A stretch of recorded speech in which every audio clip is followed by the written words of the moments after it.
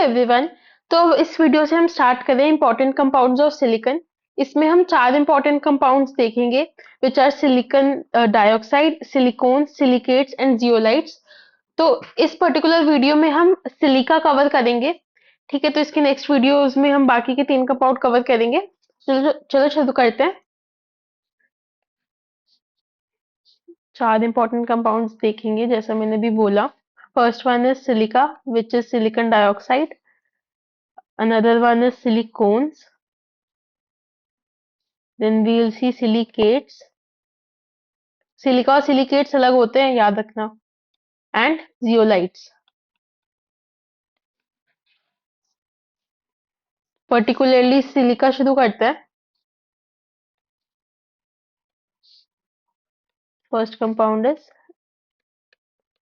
इसका chemical formula है SiO2 और केमिकल नेम है सिलिकॉन डाइऑक्साइड। और इसका कॉमन नेम है सिलिका। सिलिका यानी कि अपनी सैंड सैंड कितनी ज्यादा प्रेजेंट होती है अर्थ की सरफेस पे, तो this is a very abundant compound. इसका स्ट्रक्चर देख लो एक बार। तो इसका ऐसे एक 3D नेटवर्क होता है, एकदम ऐसे केज लाइक स्ट्रक्चर है।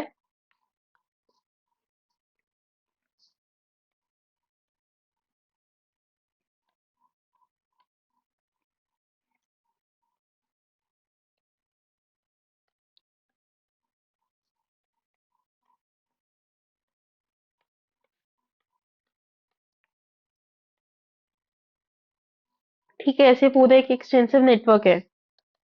And so on. ये किस तरह से अरेंज होते हैं उससे इसकी डिफरेंट डिफरेंट क्रिस्टेलोग्राफिक फॉर्म्स बन जाती है, मतलब एज अ क्रिस्टल ये कैसे कैसे प्रेजेंट होते हैं। वो अरेंजमेंट मतलब थोड़ा डिफरेंट हो सकता है बट बेसिक स्ट्रक्चर यही है। तो सारे के सारे फॉर्म्स जो है अल्टीमेटली 3D नेटवर्क सॉलिड होते हैं वो, क्योंकि एक्सटेंसिव नेटवर्क तो रहता ही है, जस्ट थोड़ी बहुत अरेंजमेंट चेंज होती है।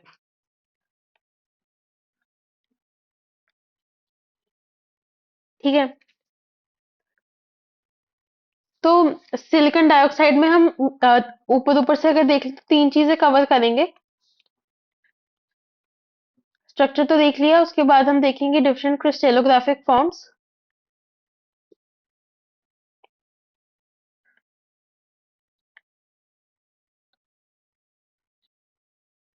देन हम देखेंगे reactivity which is very very important. And then moving on हम देखेंगे इसके यूजेस। तो यहाँ पर मैंने फोटो अपने हैंड रिटन नोट से ऑलरेडी लाके रखी हुई है ताकि तुम्हें अच्छे से स्ट्रक्चर दिखे।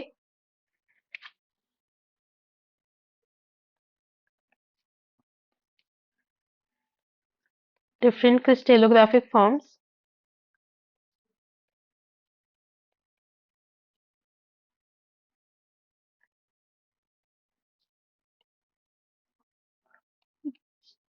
सबका फॉर्मूला तो SiO2 ही है, बस अरेंजमेंट थोड़ी सी डिफरेंट है। And all are interconvertible. ठीक है, ऑल आर इंटर कन्वर्टेबल। अब बस कन्वर्ट करने के लिए टेम्परेचर रिक्वायरमेंट कुछ होगी तो सुटेबल टेम्परेचर पे इंटर कन्वर्टेबल है।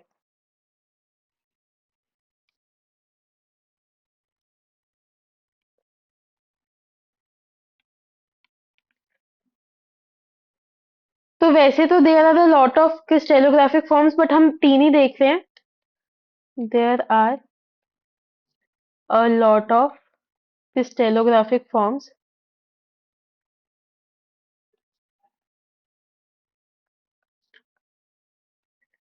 जिसमें से ये तीन हम देख रहे हैं क्योंकि इनका स्ट्रक्चर इंपॉर्टेंट है। तो हम देख रहे हैं क्वार्ट्ज, क्रिस्टेलोबाइट एंड ट्राइडेमाइट। तो इन सब का स्ट्रक्चर एक बार अच्छे से ऑब्जर्व करो। यहाँ पर जो ऐसे फिल्ड बॉल्स हैं दैट रिप्रेजेंट सिलिकॉन, एंड जैसे जो हॉलो बॉल्स हैं दोज रिप्रेजेंट्स ऑक्सीजन। तो यहाँ पर तुम देख सकते हो ऐसे क्वार्ट्ज में क्या है, थोड़ी हेक्सागोनल टाइप रिंग बन रही है। एंड क्रिस्टोबलाइट में ऐसे स्क्वायर सा स्ट्रक्चर बन रहा है। ट्राइडेमाइट में भी हेक्सागोनल रिंग है। अब यहाँ पर क्या हो रहा है, थोड़ा ये अनसिमेट्रिक सा है, नॉट वेरी सिमेट्रिक, बट ये काफी ज्यादा सिमेट्रिक है। और इनमें स्पेसिंग कम है, इनमें स्पेसिंग ज्यादा है, और इसमें इंटरमीडिएट चाहिए। तो ये कुछ चीजें ऑब्जर्व करनी होती है।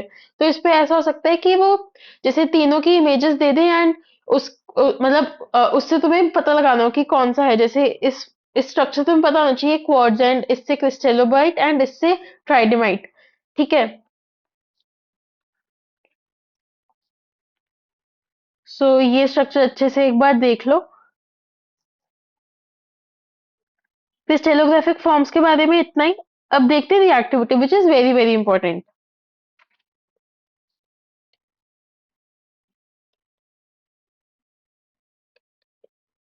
अब जो सैंड होती है, ज्यादातर तुमने देखा ही होगा ना, इसे रिएक्ट नहीं करती है। तो due to high silicon oxygen bond enthalpy,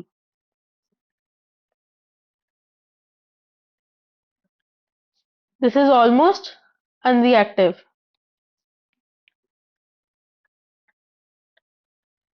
तो मतलब काफी कम चीजों के साथ रिएक्ट करती है, इसलिए जिनके साथ रिएक्ट करती है वो काफी ज्यादा इंपॉर्टेंट बन जाते हैं।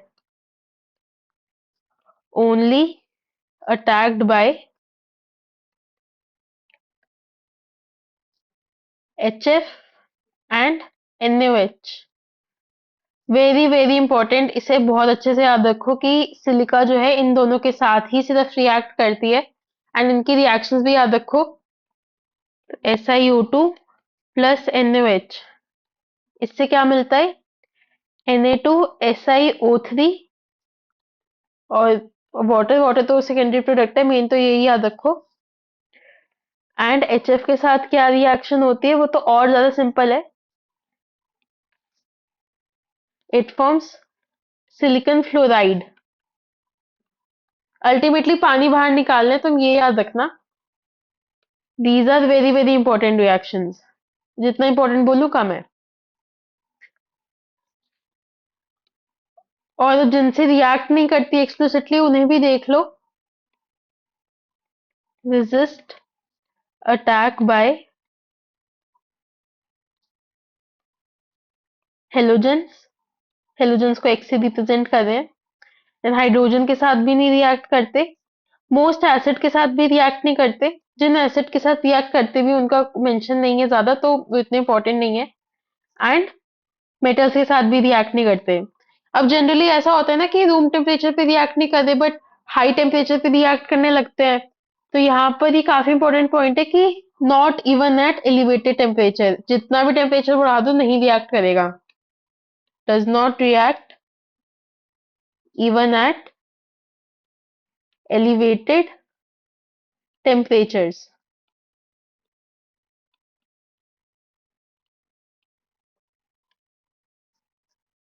ठीक है, तो ये रिएक्टिविटी मैं वापस से बोल रही हूँ, काफी काफी इंपॉर्टेंट है। ठीक है, इसे अच्छे से याद रखो। अब हम नेक्स्ट देखते हैं uses.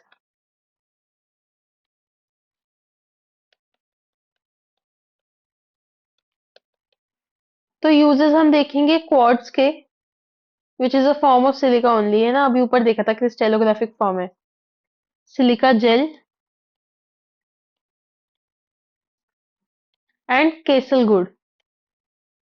I am not sure मैं इसे ठीक से प्रोनाउंस कर रही हूँ या नहीं, पर ठीक है, हमें उससे इतना फर्क नहीं पड़ता।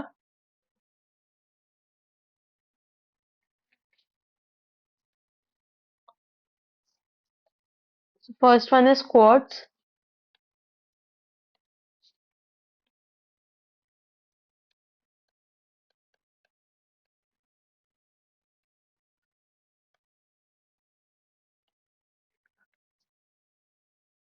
सो this is extensively used as a piezoelectric material. ये काफी काफी इंपॉर्टेंट है। जब पहले ये सब कुछ जेई मेंस में होता था, तब तो ये क्वेश्चन भी आता था कि पीजो इलेक्ट्रिक मटेरियल के लिए किसे यूज करते हैं। Extensively used as piezoelectric material. मतलब ये यूजेस में ये नहीं बोल रही हूँ कि एक्सप्लिसिटली याद रखो तुम, बस थोड़ा बहुत मन में रखो, कभी कभार ऐसी चीजों की आइडेंटिफिकेशन में ये चीजें काम आ जाती हैं। क्वेश्चंस वगैरह में। डेवलप एक्सट्रीमली एक्यूरेट क्लॉक्स, ये भी एक इम्पोर्टेंट बात है। Then it is also used in modern radio, TV broadcasting. और थोड़ी बहुत ऐसे ना इमेज बनाने की कोशिश करा करो कि हाँ इस क्वाड्स याद आते हैं ना तुम्हें, ऐसे क्लॉक टीवी ये सब याद आने लग जाए। And mobile radio, radio communication.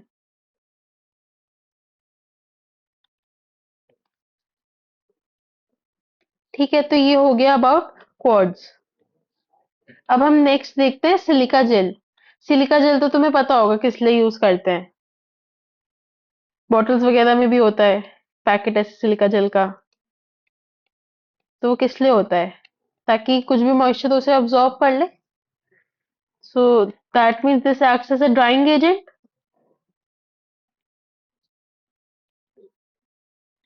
उसके अलावा क्या यूज होता है?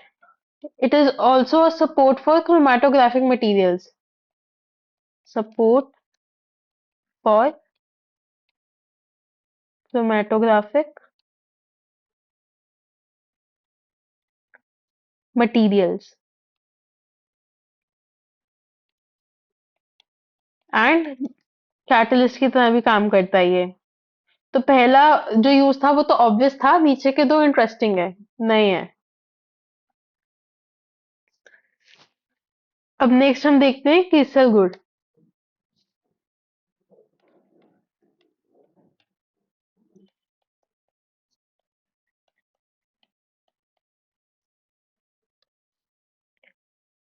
So this is basically an amorphous form of silicon dioxide,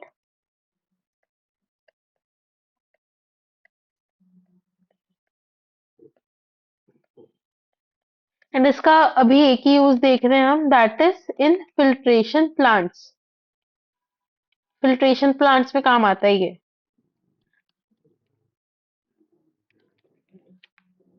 ठीक है, सो that's all about this video. एक बार चलो रिकैप करते हैं।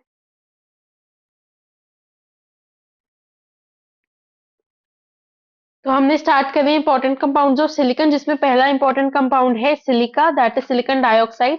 इसका एक 3D नेटवर्क सॉलिड स्ट्रक्चर होता है एंड इसकी काफी ज्यादा क्रिस्टेलोग्राफिक फॉर्म्स होती हैं, जिसमें से तीन इंपॉर्टेंट फॉर्म्स ये हैं, क्वार्ट्ज, क्रिस्टोबलाइट एंड ट्राइडेमाइट। एंड ये सारी इंटर कन्वर्टेबल होती है एट सुटेबल टेम्परेचर्स। इनके स्ट्रक्चर्स थोड़े इंपॉर्टेंट है, थोड़े अच्छे से नोटिस करना इनमें चीजें एंड याद करना। रिएक्टिविटी हमने देखी कि due to high silicon oxygen bond enthalpy almost unreactive होता है। सिर्फ एचएफ एंड एनएओएच के साथ रिएक्ट करता है एंड बस पानी निकाल दो उन दोनों प्रोडक्ट्स रिएक्टेंट्स में से एंड प्रोडक्ट तुम्हें मिल जाएगा। एंड ये रेजिस्ट करते हैं attack by halogens, hydrogen, most acids and metals even at high temperatures. फिर हमने यूज देखे। यूजेस हम इसके तीन अलग अलग फॉर्म्स के देख रहे हैं, quartz, silica gel and kieselguhr. तो क्वार्ट्ज तो हमें देखते ही मन में आना चाहिए, ऐसे कुछ क्लॉक, टीवी कम्युनिकेशन एक्सेट्रा ऐसा कुछ। तो ये एक्सटेंसिवली यूज होता है as a piezoelectric material and accurate clocks and बहुत सारी चीजें बनाने में यूज होता है। फिर उसके बाद हमने देखा सिलिका जेल, तो ये ड्राइंग एजेंट की तरह काम करता है and support for chromatographic material भी है ये, and this also works as a catalyst. और कीसल गुड जो कि अमorphous फॉर्म है सिलिकॉन डाइऑक्साइड की, that is used in filtration plants. So that's all for this video. Next video में हम देखेंगे सिलिकॉन्स। Thank you.